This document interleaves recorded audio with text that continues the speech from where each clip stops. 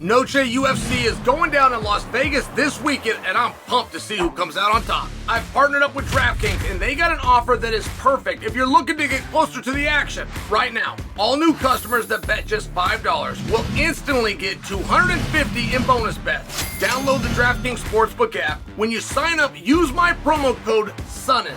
DraftKings, the crown is yours. That's $250 in bonus bets instantly after betting just $5. Staying on the action and use your $250 in bonus bets on DraftKings same-game parlays for a shot at an even bigger payout. If sports betting is not yet available in your state, don't worry. You can still join in on all the fun at DraftKings with daily fantasy and have a shot at all the prizes. Download the DraftKings Sportsbook app right now. New customers, use my promo code SONNEN. Bet just $5 and get $250 in bonus bets instantly. That's promo code SONNEN only at DraftKings Sportsbook. Listen to me very carefully, Kay. I'm not expecting you to do the homework. I wish that you did, but I don't expect it. When you come to class, you know you can always lean on Professor Chael. I'll have picked up the book. I'll have done the travel. I'd have thrown the punches, felt the kicks to come and tell you what it's like so that you don't have to. But if you missed Marketing 101 through Marketing 500 in the form of a phone call by Sean O'Malley yesterday. Sean O'Malley was the guest on Henry Cejudo and Kamaru Usman's podcast, which, by the way, I really enjoyed. Got to be one of the first guests, so maybe I'm a little biased. But two experts in the room that let the guard down, and you can talk about anything, including the things that cost them defeats. And that's a very rare thing. So now you have Sean O'Malley, who's part of the club. World champions only, apparently, was a bit of the theme. O'Malley calls in and didn't talk about his opponent, talk about Merab at all. Didn't say that he wanted to fight Henry. Henry lives in Arizona. Sean lives in Arizona. Henry fights at 135 pounds, and Sean is the champion of a weight class known as 135 pounds. Like, these two are not going to get it right. It just isn't going to happen. Even if they agree to not fight, let's put our forces together. Come on down, work on some positions, show me what you're feeling. There's a level of sense that would make. Sean Strickland did that with Alex Pereira very recently, just to offer you an example. It's very tied in with tradition for Asian martial arts. Yushin Okami reminded me of this, but you've also seen it in movies where there is an honor, there is a pride, and then there's a way that you deal with it, and a lot of it stems towards showing great humility. But we can't quite get him to that point.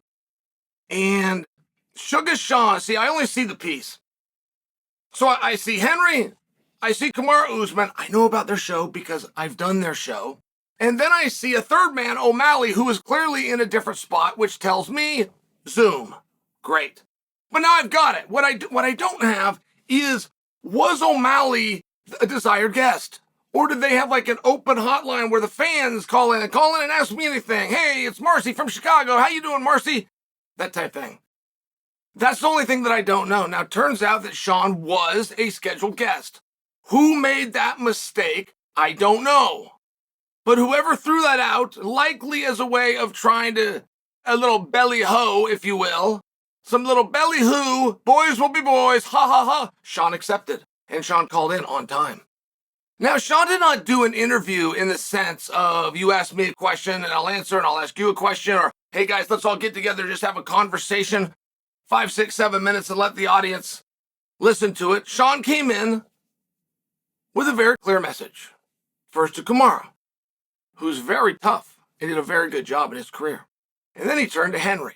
Said, Henry, you must feel pretty stupid letting Aljo take you down all those times in that fight, costing you the belt.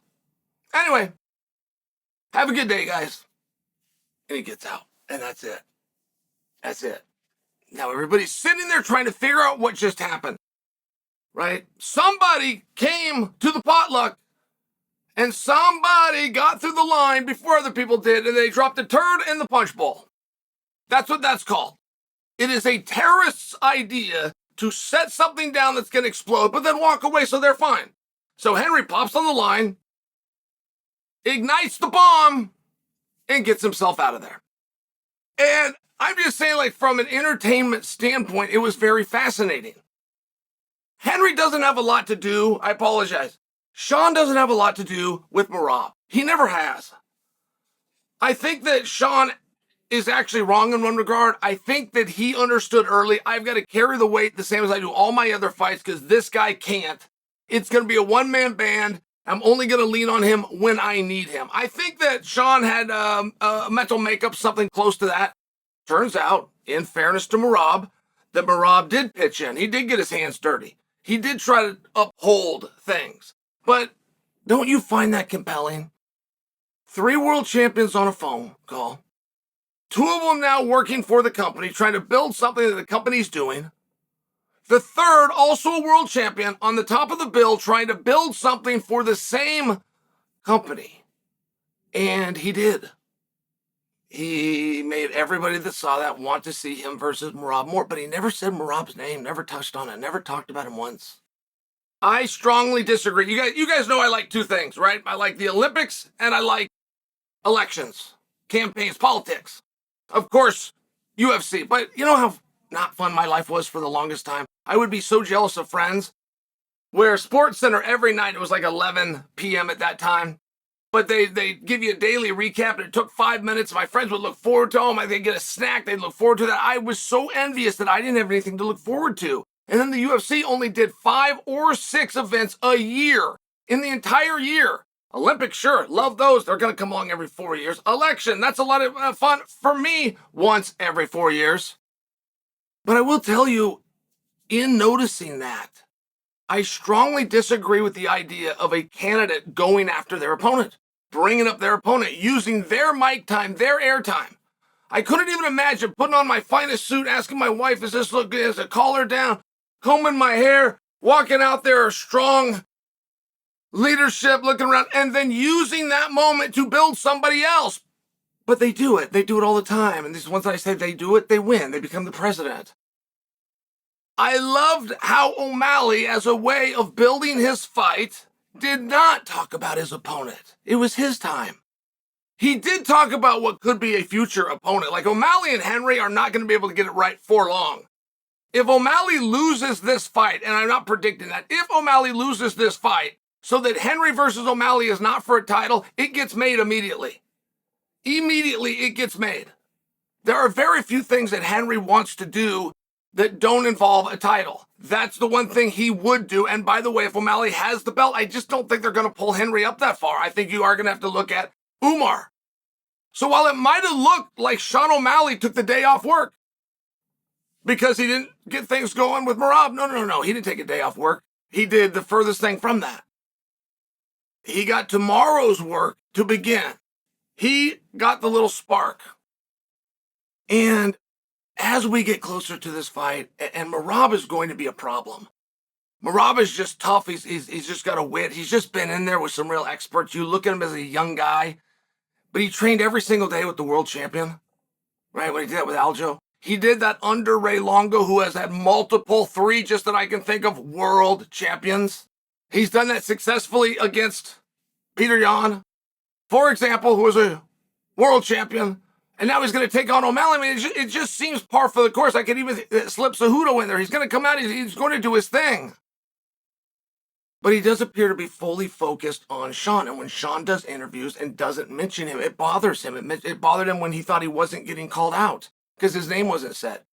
He's not going to watch this interview that we're all sitting here praising and go, that was great. He's going to go, that sucked. He never said my name, right? I mean, do you see the power in that? As simple as it might have looked, as simple or even, hey, that was fun, as it might have looked, there was so much thought that went into that. And that move right there, O'Malley popping on, giving them both a comment that he wasn't asked for. Starts with Kamara, was positive, turns to Cejudo, which it wasn't. Getting out the door, never mentioning tickets, never mentioned pay-per-views, never mentioned title, never mentioned Merab. That is how you do an interview. That was perfect.